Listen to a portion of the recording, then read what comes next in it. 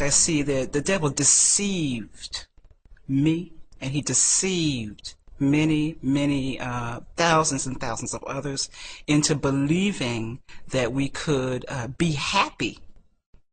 You know, that's the deception, that this is a happy life. This is a gay life. This is a gay pride. We are happy. None of that is true. None of that is true. I began to organize social events for lesbians of color at the time. Myself and I had two other business partners, and we were a perfect fit.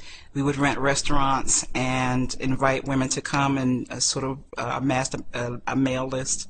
And women would come from all over the region. And on any holiday night, the group was called Hospitality Atlanta. It would not be odd to have 700-800 women exclusively packed into a beautiful restaurant we hired police at the door and would not let a man in. And from those events, we had softball leagues and softball teams, and major, picnics and whatnot. It was just a great, at that time we thought, organization. We made a lot of money. And we did that for nearly 10 years. And when we got older and decided we didn't want to do it anymore, decided, well, what are we going to do with this mail list? And from that mail list, I decided to launch a magazine. The gay and lesbian political community began to pay attention to the fact that we could bring numbers of black lesbians and gays together through the work that we were doing. And then when the magazine was launched, surely we began to get contacted by HRC, Human Rights Campaign, and the Victory Fund, and many of the gay organizations who are doing a lot of work right now. And it was a very important part in the early 90s of the work that they were doing, because at that time they were being told by local politicians and regional politicians and national politicians that, okay, you guys are rich, guys are a group of rich white gay men, and you want us to change laws just for you. No, we don't see a coalition of people here. So it was important then to be able to raise up or show a Charlene Cawthorn or a Venus magazine to say, oh no, there's a huge, vibrant black gay community. Look at that through the pages of Venus magazine. So we were an important part of what they were trying to present. The strategy is always to get one little foot in the door, when in fact the plan means we're going to take over the whole thing.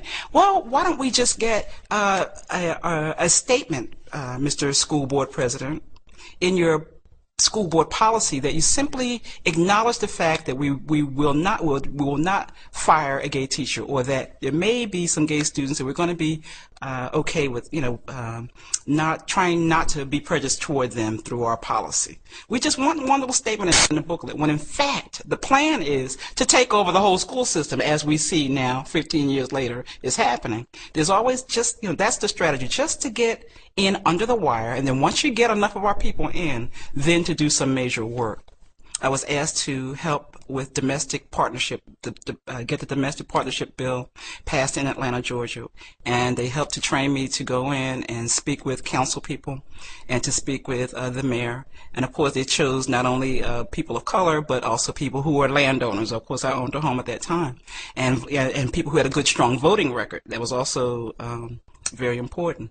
And so we would go in under the wire, and basically what we were trained is that don't talk to anybody else about this. All we want to do is get in, talk to the council people. We don't even want the church folk to understand that this vote is coming up soon. We want to be able to fill the auditorium on vote day with all gay and lesbian landowners, so that the politicians will say, my God, we kind of have to do this. That's the strategy.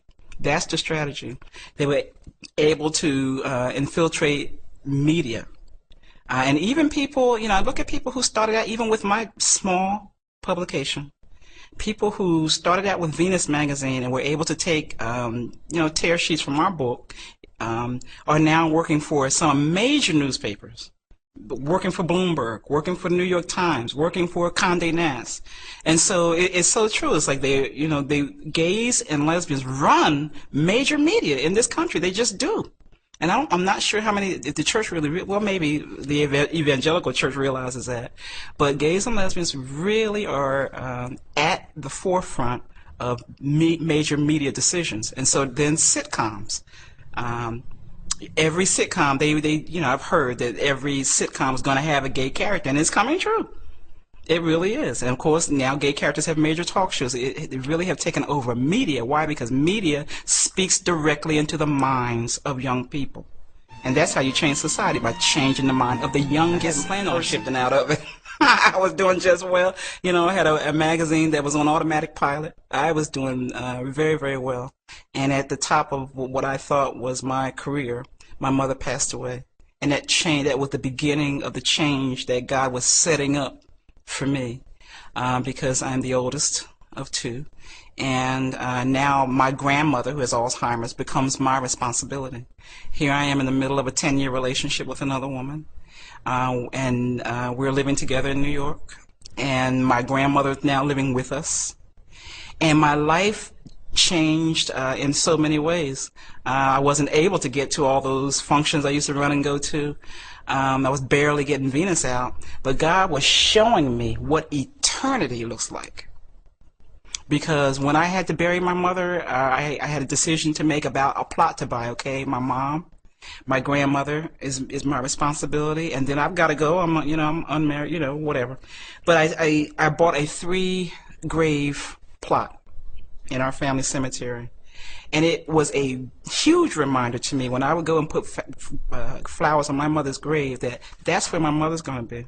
That's where my mother is. This is where my grandmother's going to be. And this is where you're going to be.